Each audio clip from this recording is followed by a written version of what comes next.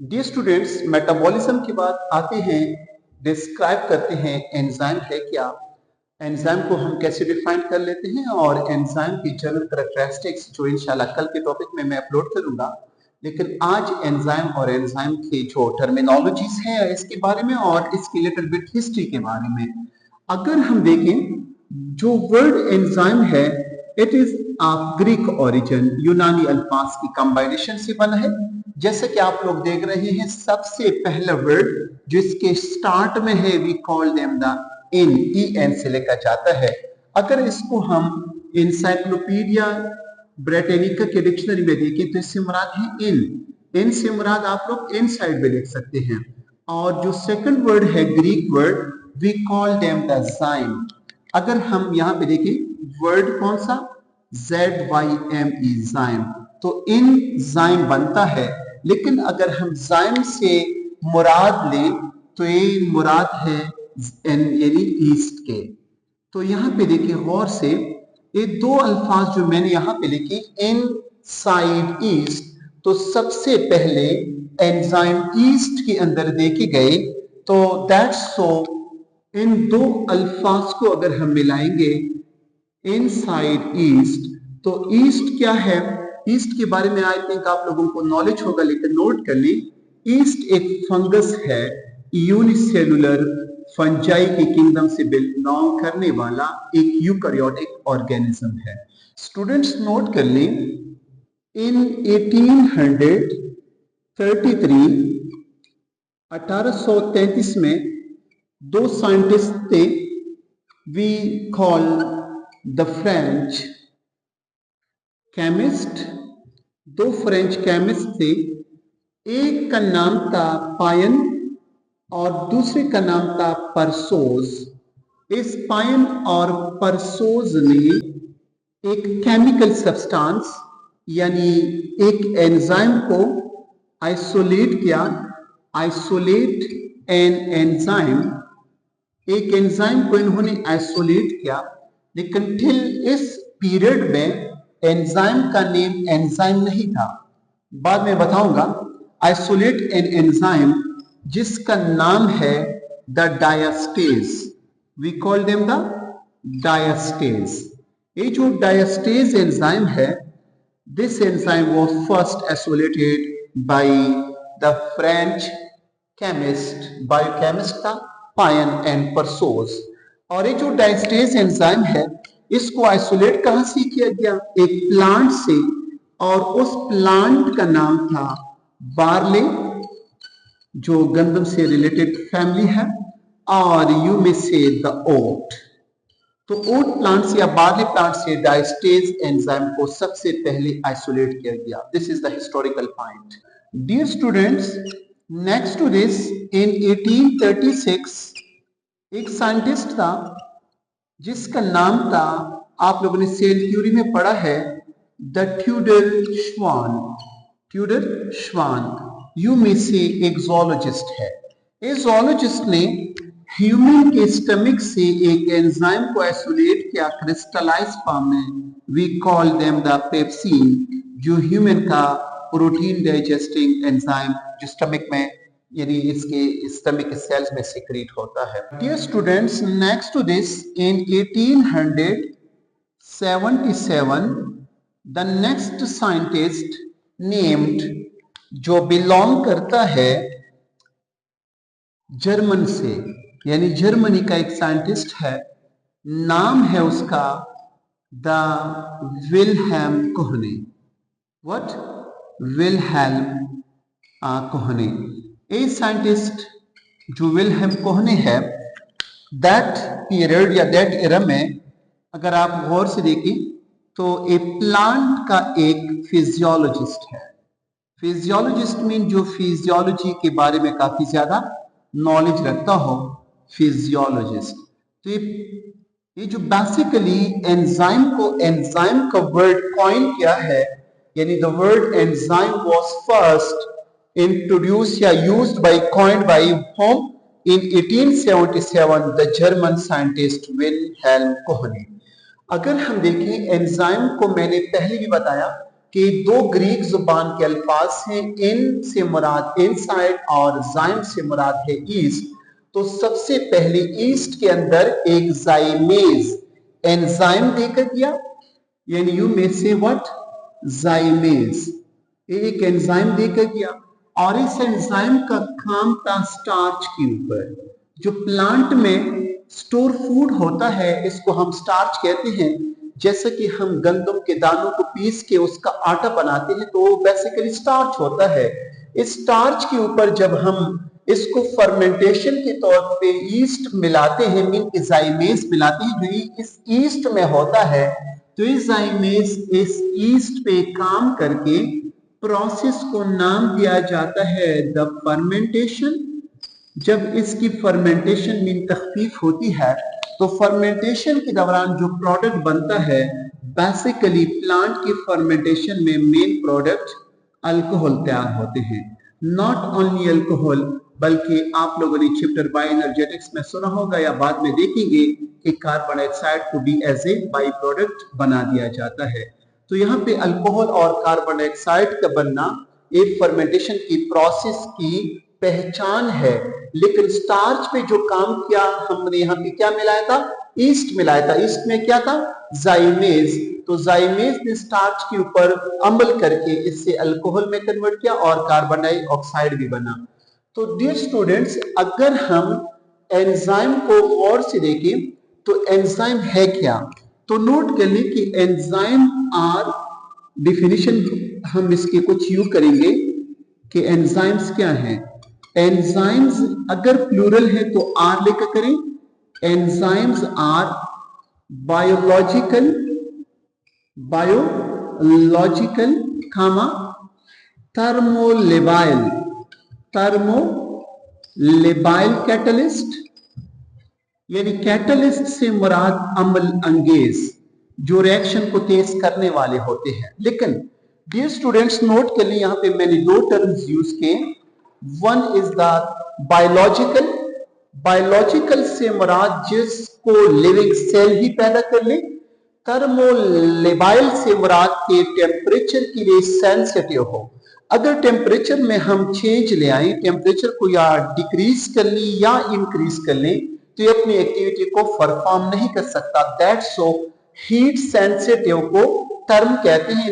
Term labile से मुराद की heat के लिए काफी ज्यादा सेंसिटिव है। लेकिन कैटलिस्ट भी है, रिएक्शन को तेज करता है। तो सिंपल से दोबारा देखिए, enzymes are biological thermolabile catalysts which do what, which speeds up the chemical reaction, which speeds up या accelerate भी लिख सकते हैं, फिजिक्स का वर्ड यूज करते हैं, which speeds up the chemical reaction। यानी एक थर्मोलेबाइल कैटलिस्ट है जो क्या करता है, speeds up the chemical reaction, जो केमिकल रिएक्शन को स्पीड अप करता है। जो स्पीड अप करता है एक केमिकल रिएक्शन को, कैसे, by lowering energy of activation. Dear students, अक्सर पूछा जाता है कि एनर्जी ऑफ एक्टिवेशन क्या है। एनर्जी ऑफ एक्टिवेशन में नेक्स्ट टॉपिक में एक्सप्लेन करूंगा, by lowering energy of activation. और यहाँ पे जो अहम पॉइंट है जो आप लोग ऐड कर सकते हैं वो ये है कि enzyme by itself does not take part, यानी एंजाइम खुद रिएक्शन में हिस्सा नहीं लेता। देखिए मैं बाद में बताऊंगा, यानी एंजाइम एक बायोलॉजिकल थर्मोलेबाइल कैटलिस्ट है जो रिएक्शन को तो एक्सेलरेट करता है। कैसे एक्सेलरेट करता है, उसकी एनर्जी ऑफ एक्टिवेशन को कम करने के साथ रिएक्शन को स्पीड अप करता है। एंड या लिखते हैं या लिख सकते हैं, but does not take part by itself, does not take part by itself, और खुद रिएक्शन में हिस्सा नहीं लेता। यानी जस्ट रिएक्शन को तेज करने वाला एक एजेंट है, एक कैटलिस्ट है, लेकिन रिएक्शन को तो स्पीड अप करता है लेकिन बाजाते खुद इसमें हिस्सा नहीं लेता। यहां पे आप गौर से देखें डियर स्टूडेंट्स, अगर मैं यहां पे लिख लूं व्हाट, द प्रोटीन, और यहां पे साइड पे लिख लूं इसके साथ साथ एंजाइम, कौन सा, सपोज ह्यूमन का स्टमक एंजाइम, द पेप्सिन, और यहां पे मैं लिखूंगा amino acids plus amino acids, और प्लस क्या लिखूंगा, यही पेप्सीन दोबारा लिखूंगा। इट मींस दैट किस पेप्सीन ने प्रोटीन से अमीनो एसिड के प्रोसेस को तो तेज किया, लेकिन बजाते खुद दोबारा से यहाँ पे निकल आता है और रिएक्शन में हिस्सा यानी खुद नहीं लेता, यानी इसकी प्रॉपर्टी में कोई चेंज वगैरह नहीं आती, जस्ट एक रिएक्शन को कैटालाइज करता है। तो ऐसे बायोलॉजिकल जिसको लिविंग सेल बना दे, जो हीट सेंसिटिव हो, जो एनर्जी ऑफ एक्टिवेशन को लोअर कर ले और रिएक्शन को स्पीड अप कर ले, ऐसे एजेंट्स को हम नाम देते हैं एंजाइम का। डियर स्टूडेंट्स, अब आते हैं नेचर ऑफ एंजाइम की तरफ कि एंजाइम बाय नेचर क्या है। स्टूडेंट्स नोट कर लें कि जितनी भी एंजाइम हैं, एक सेल में 2000 से लेकर 3000 तक एंजाइम हो सकते हैं। तो सारे के सारे एंजाइम्स जो हैं आर प्रोटीन इन नेचर, यानी ये अमाइनो एसिड से बने हैं और अमाइनो एसिड के दरमियान बॉन्ड पेप्टाइड बॉन्ड होता है। तो दैट्स सो ए थर्मोलाइबल है कि अगर टेम्परेचर लिटिल हम ज्यादा कर ले अपने रेंज से, तो इनके पेप्टाइड बॉन्ड तोड़ दिए जाते हैं और एंजाइम डीनेचर होता है। That's so I have mentioned the word thermolabile catalyst. तो बेसिकली एंजाइम का नेचर प्रोटीन नेचर है। स्टूडेंट्स नोट कर लें, यहाँ पे एक एक्सेप्शनल केस है। अगर हम लिख लें एक्सेप्ट, एक एंजाइम का नाम मैं लिखता जाऊं जो अक्सर पूछा जा सकता है एमसीक्यूज पॉइंट ऑफ व्यू से, we call them the ribozyme. ये जो राइबोजाइम है ये आरएनए कंटेनिंग एंजाइम है।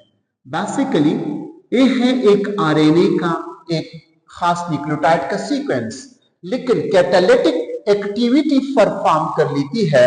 तो दैट्स सो हम राइबोजाइम को कैटालिटिक आरएनए का नाम भी देते हैं। मीन के ये भी एंजाइम लाइक कैटालाइसिस करती है, तो we can say the catalytic RNA.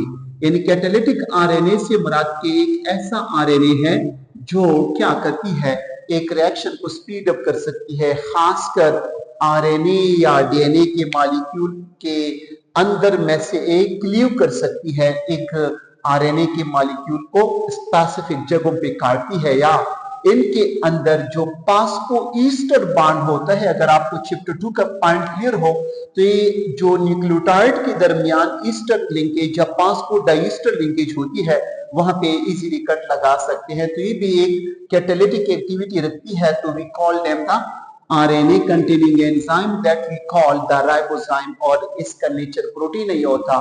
तो सिवाय राइबोजाइम के सारे एंजाइम नेचर में प्रोटीन होते हैं। स्टूडेंट्स, क्वेश्चन रेज हियर कि enzyme are protein in nature.